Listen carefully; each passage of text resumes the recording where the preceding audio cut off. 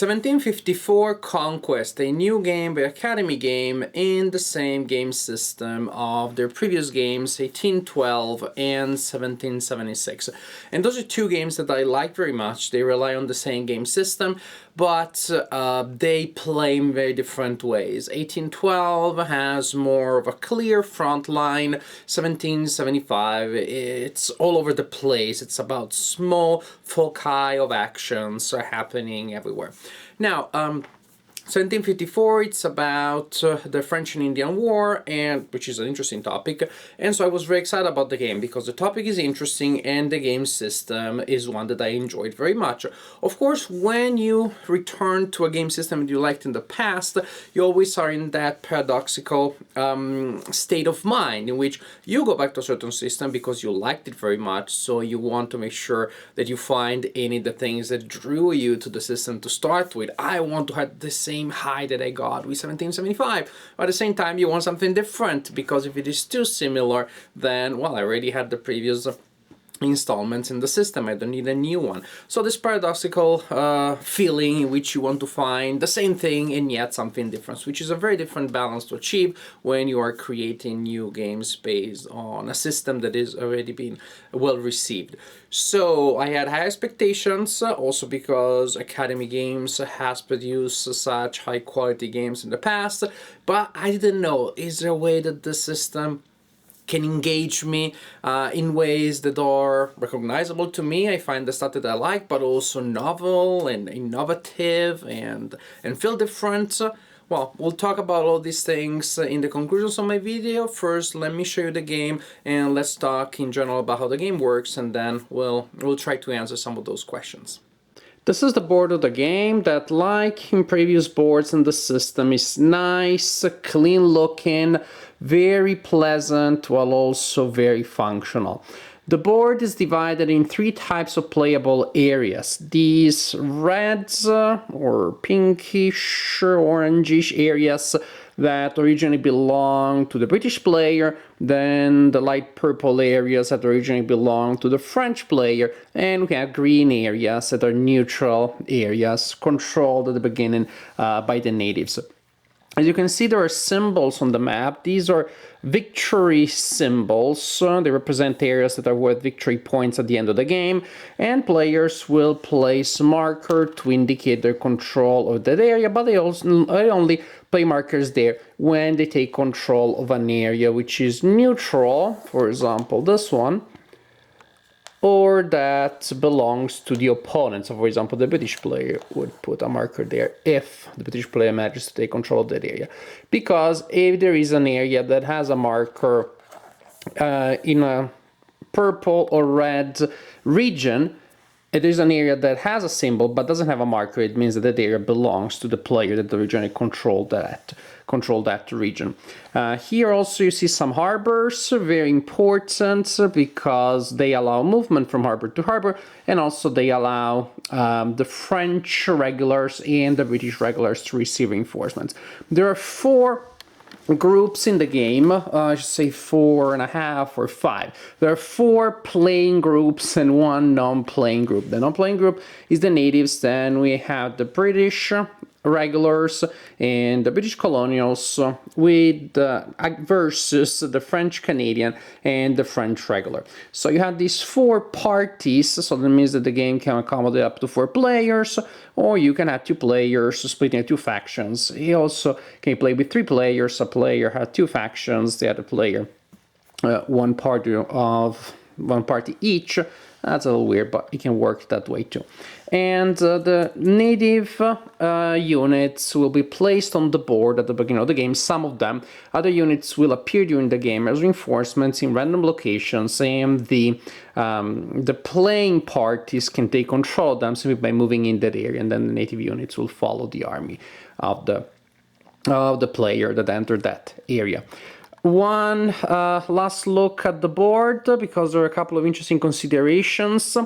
When players receive reinforcements, the French, Canadian, and the British colonial receive reinforcements in areas that are marked with this marker here, the number of cubes, that you receive there depends on the number of cubes on the marker. The location depends on game effects. For example, there is a location where you place your marker at the beginning of the game, but there are game effects that may allow you to move it.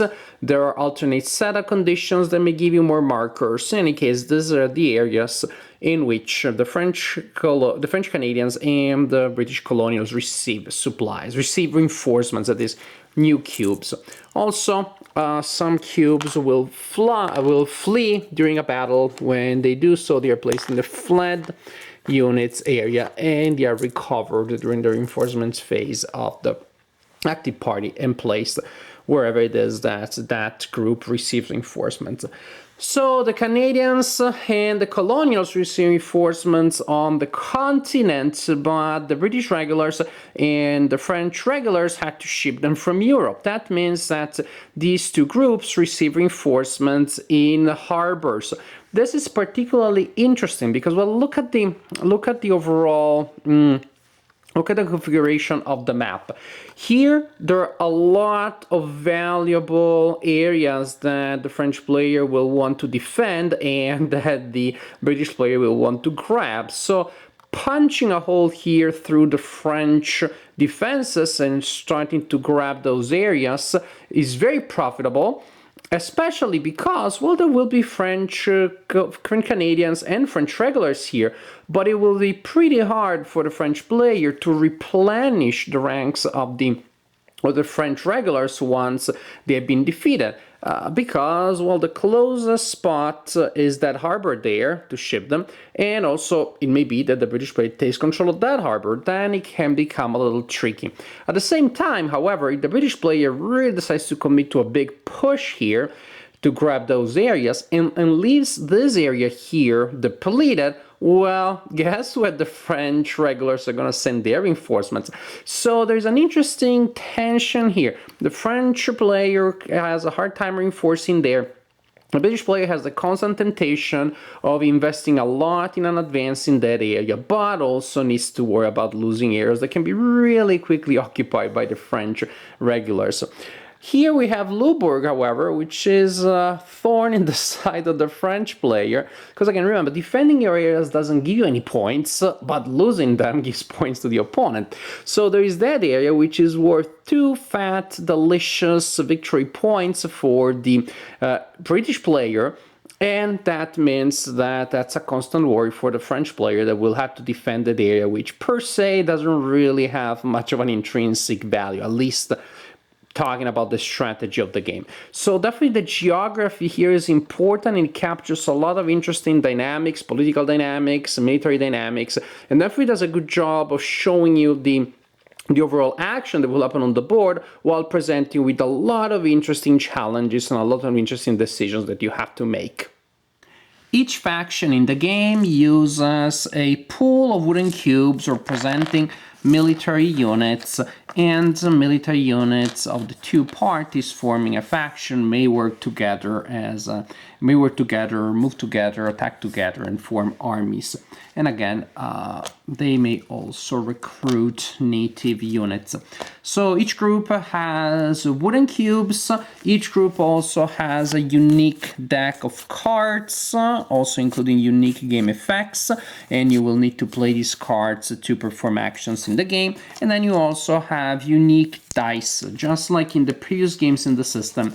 Each group has a custom pool of dice that have different icons on them, and that means that these dice allow you to perform the actions of the units in a way that is thematically and historically appropriate without having really to worry about the rules. I don't have to remember, what are the rules again for the retreat of the British colonials? I don't have to worry about that. I roll the die, and if this side comes up, then a cube of the British colonials flees. The British regulars don't have any such icons, so I don't have to remember that they never retreat from combat.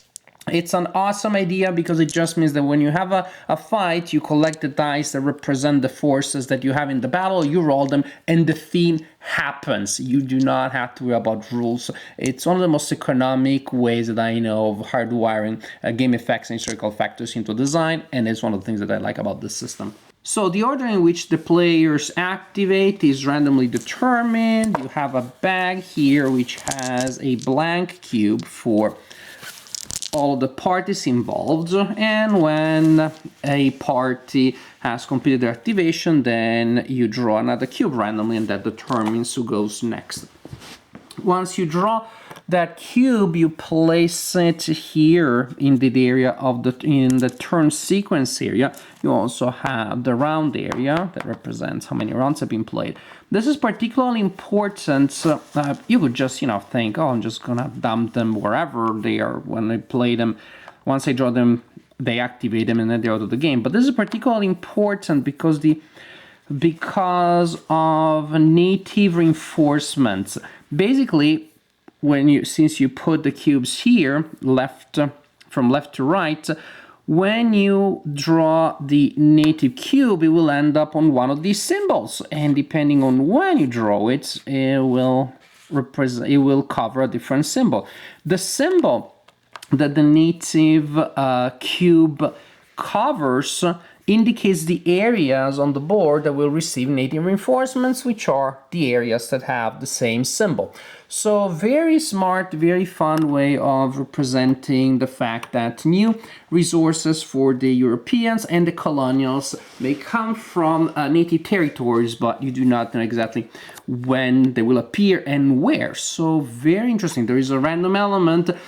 Yes and no, because sometimes you may just decide to spend some of your resources sitting in those areas where the reinforcements may appear, especially later in the game. I mean, later in a turn when maybe there's only like 1 or 2 icons left to cover. So there is a random element there, and sometimes, oh my gosh, the enemy will receive reinforcements in a completely unexpected way, but it is also something that you may decide to take into account in your calculations. So, when your activation cube is drawn, it is time for your party to activate. You need then to play a card from your hand. Most cards are movement cards, and they have a number of armies indicated, which is the number of armies that you can activate by playing that card, and a number of regions by which that card allows you to move armies. If I play this card, when it is my turn, I can activate 3 armies and move each such army up to 2 areas. To activate an army, well, you kind of need to define the army. That is, you select a group of units of your side that includes at least 1 unit of the party that is activating right now, that is playing the card. So if I am the British colony, even the British regular, I need to form armies that have at least 1 British regular. And suppose I decide to form an army with these units, an army with these other ones, and an army with these other ones. And I played, for example, this card here. Then I can move 3 armies by 1, and I decide to move these guys here, and these guys here, and these guys here. I don't know if it makes any sense, but it's just to show you how the game works. You also have event cards. When you play them, you simply resolve the events that described there, and there are some really powerful events, so you have to guard against those. I suggest, pretty important before you start the game, that every player becomes familiar with all of the cards in every deck, because this way you may avoid some game-breaking super mega powers manifesting itself out of nowhere and surprising the players excessively. So you always need to have at least a movement card in your hand, although you may have a mix of events and movement cards. When it is your turn, you play the movement card, you move the corresponding armies. You can also move them from harbor to harbor, counting the open waters between harbors as a single area. And then you resolve combat. You resolve any combat that you may have started by moving your armies. For example, suppose that I have this army here and I decide to get in that area. Incidentally, there may also be forts. There are also forts in this game. They're represented by these tokens here. They can only be built in areas that already have a fort icon on the board, such as that one. And of course, there are advantages if you are defending in a fort. In particular, that means if you're defending in a fort, you get to roll this die when you're defending, and if the fort icon is rolled, then the defender gets to cancel a hit from the attacker. How does it work? Well, defender and attacker will alternate firing at each other. You get to when you are firing and the defender fires first, you grab a number of dice that is equal to the number of dice that you have in each color. For example, right there, the French player can defend with 3 yellow dice and 2 purple dice. You roll them and you implement the results. Each hit eliminates a piece of the opponent, and the opponent decides which one to eliminate. For example, I decide to eliminate this guy. And each flee result, that's pretty bad, forces one of your own units to go to the flat area, and you'll receive them as reinforcements next round, but they're out for now. Ooh, this is a bad result. Also, blank results may be used to maneuver your units out of the area in which you are.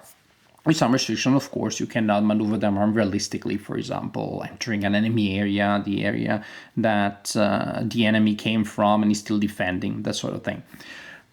So players alternate back and forth until between eliminations, units that flee the battlefield, and maneuvers of units that retreat. You only have units on one side in the area where the battle was happening at the point the battle is over. The game continues like this, turn after turn, activating the various parties, moving them around and starting fights, resolving special events, etc., etc. And in particular, the players, remember, trying to take control of victory areas belonging to the opponent. You continue like this until a side, so the French or the British, has played 2 truce cards. Each deck has 1, so the British colonial need to play 1 and the British regular need to play 1, or the French, both French sides may play 1. Whenever a side has played both of their truce cards, the game will be over at the end of that round, which means, well, you may want to try to gain a considerable advantage, especially if you're not the last player in a round, because that means that if you're in the game because you think that you're going to win, you need to make sure that if the opponent still activates before the end of the round, you may defend your conquest and you may still be on top when the game actually ends and victory points are counted. The player with the most control markers on the board, which means the player that took control of most victory areas belonging to the opponent, is the winner of the game. So yes, I like this game very much, and yes, somehow it felt very different from the previous installments. I guess I wasn't sure how could this be achieved, because the previous 2 systems to me seem to have presented some of the archetypical situations of warfare, at least to have depicted ends of the spectrum in such a way that I wasn't sure that it was easy to find something in between. From a game where you have a clear front in 1812, and a game 1775, which almost feels like counterinsurgency, meaning because of all of the actions that pops up from all over the place, people coming from Europe, maneuvers in the back of the board, rebels coming out of the woodwork. So that was a completely poly-perspective action, as opposed to one which is more like us versus them in 1812.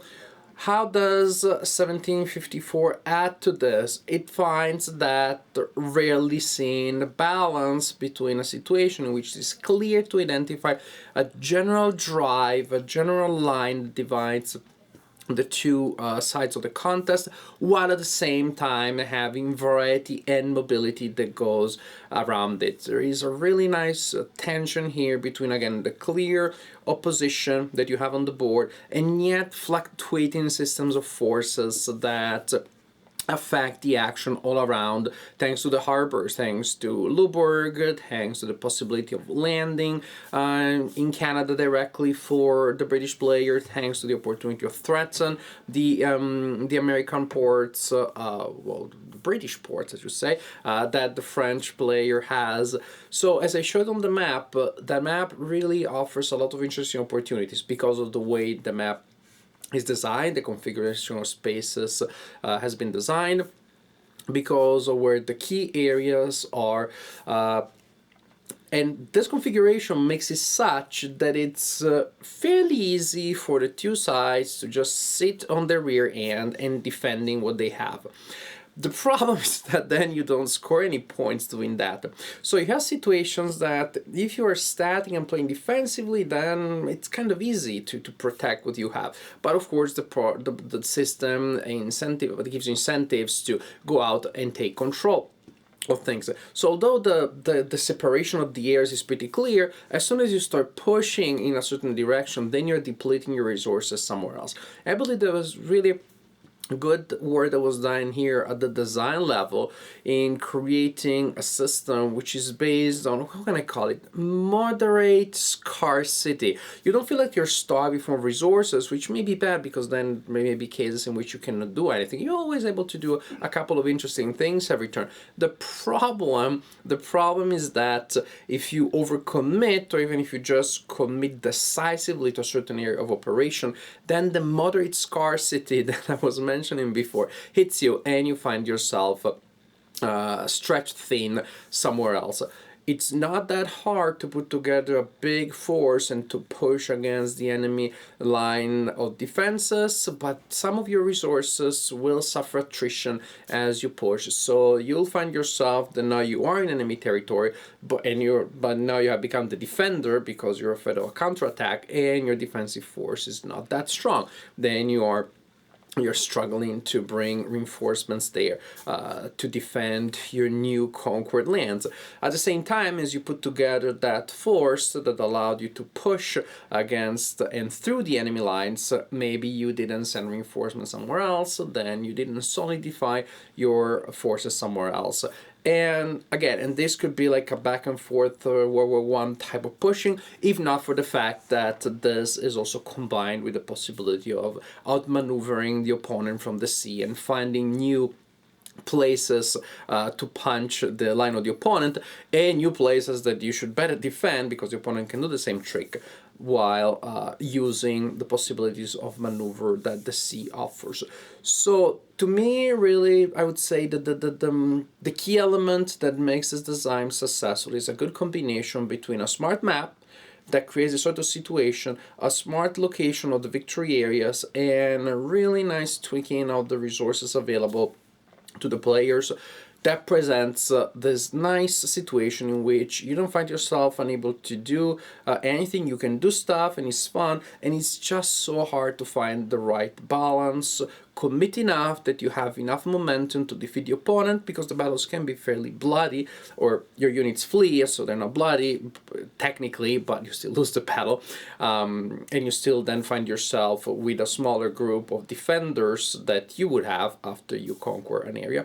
So a really nice balance between the fact that you can do stuff, but the fact that you need to concentrate enough forces, but not to use too many resources. It's a balance that is hard to achieve, but that is the fun. That is the challenge. Yes, there is a random element which is not unwelcome in case of a war game, because that simply mirrors the unpredictability of warfare in real life. There is an element that I want to warn you about. It doesn't have to be a negative thing.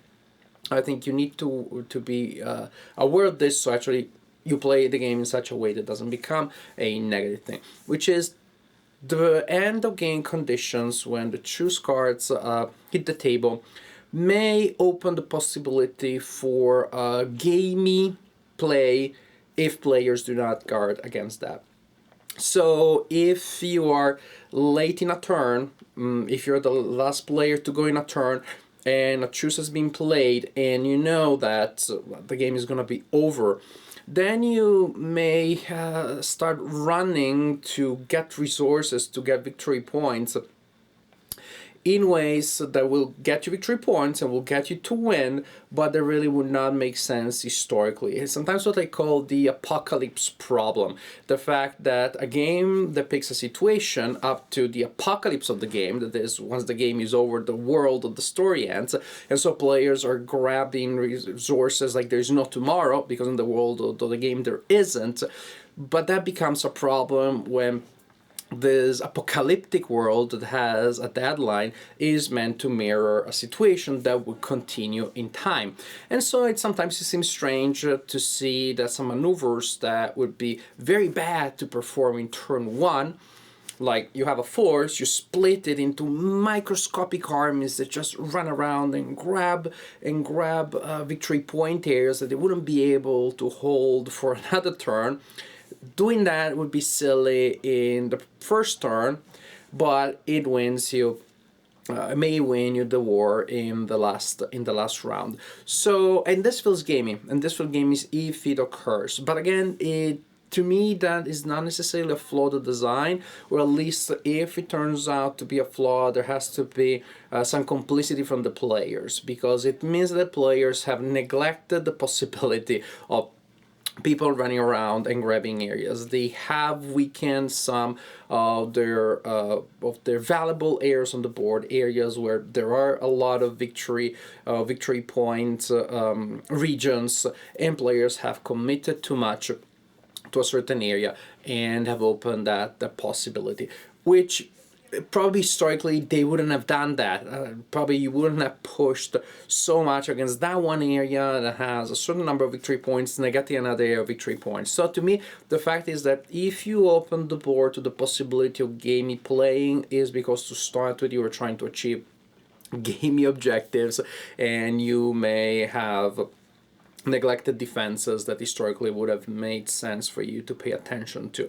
So the desperate run for the victory points on the last turn, which again, game design to me is sometimes a problem, because the people in the story wouldn't know that the world is going to end at the end of that turn. They would be playing with long-term objectives, and so the armies wouldn't split into these small groups just to grab an area that they have no chance of holding. So that problem is potentially there, but I see also it can simply be a function of players that are not playing strictly to start with. In any case, something that can be prevented and taken care of. Make sure that you do pay attention to your defenses, that you do not try to punch through the enemy lines just to grab points, but look at the bigger picture, and then I think that overall the game will work. Because again, actually it works, and even if, I don't know, actually for many players, maybe a certain gaminess towards the end will not be all that much of a problem. To start with, the game is not that detailed, so not everybody will see the simulation to start with. I don't think it is a stimulation, it's a simulation, but at the same time, actually, it has enough historical flavor that there is a good degree of history that exudes from the design, and probably because of that, then if there is a certain gap in the illusion, a certain point, illusion of historicity is weakened, maybe that is seen as a flaw. But to start with, summarizing, it's a game that is fun as a game. It has enough theme and historical factors that it does feel like history is there, while not being a simulation in any sense of the word. It may have potentially a gamey aspect, but I think that for some players that will not be a problem. I play a game as a game as a game, and for other players that will consider it a problem, there are ways of guarding against that, just making sure that both players or all four players are in the right spirit. This being said, this is a very good design. I think it has become my new favorite game in the system. I know I said that for 1775, which I like better than 1812. It's just that the system keeps growing and getting better, so hooray.